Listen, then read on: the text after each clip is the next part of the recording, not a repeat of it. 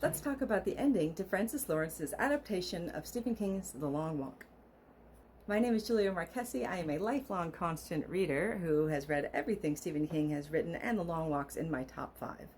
I'm also on the Losers Club podcast talking about Stephen King, and I even adapted Stephen King myself through his Dollar Baby program with I Know What You Need, shot at the University of Maine in the location where Stephen King might have written The Long Walk. So let's go.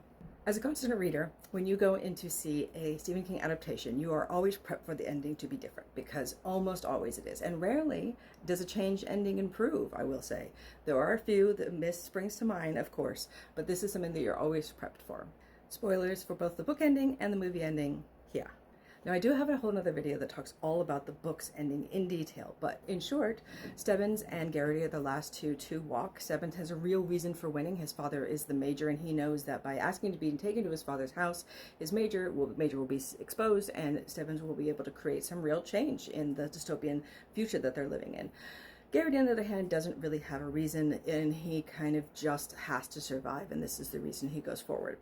I knew there was going to be a problem in the movie when Stebbins' character and Scram's character were combined, because they are two characters in the book that couldn't be more further apart. And I think part of the reason that Stebbins is such an incredible character is because he has this confidence that throws everybody off for the whole time, because he knows he's going to win. And they often actually talk about it very far into the walk, how much he looks fine, that everybody else is dying around him and he looks like he hasn't changed at all, just because he has this hard vengeance that he needs to win.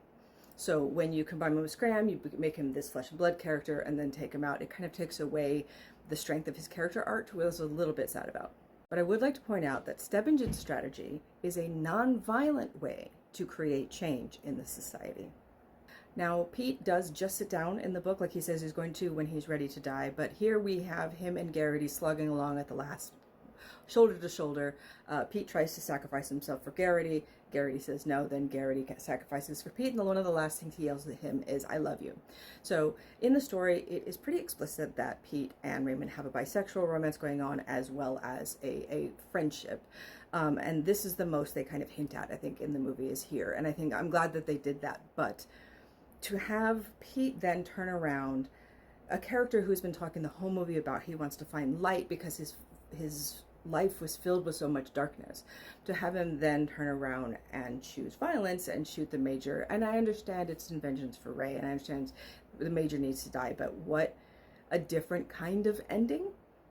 In the book, that Garrity does see a shadowy figure that he follows into the distance, and we don't know if he's dead or broken. Pete McBride, on the other hand, is now going to be doing the same thing, walking off into the night to follow what we see nothing.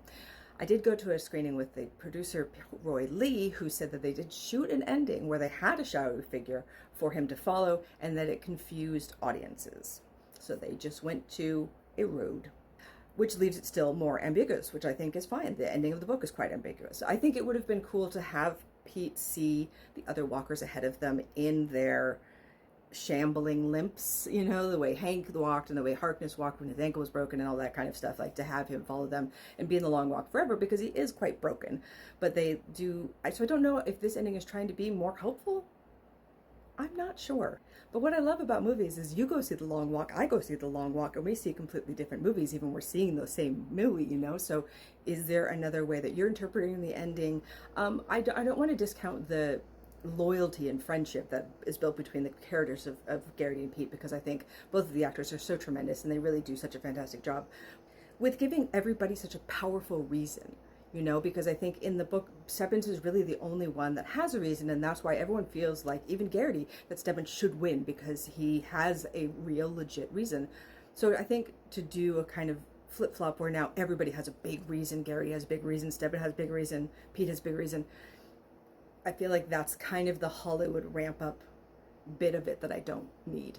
But I did like the movie, and I'd love to hear what you thought of it and what are your ideas on the ending.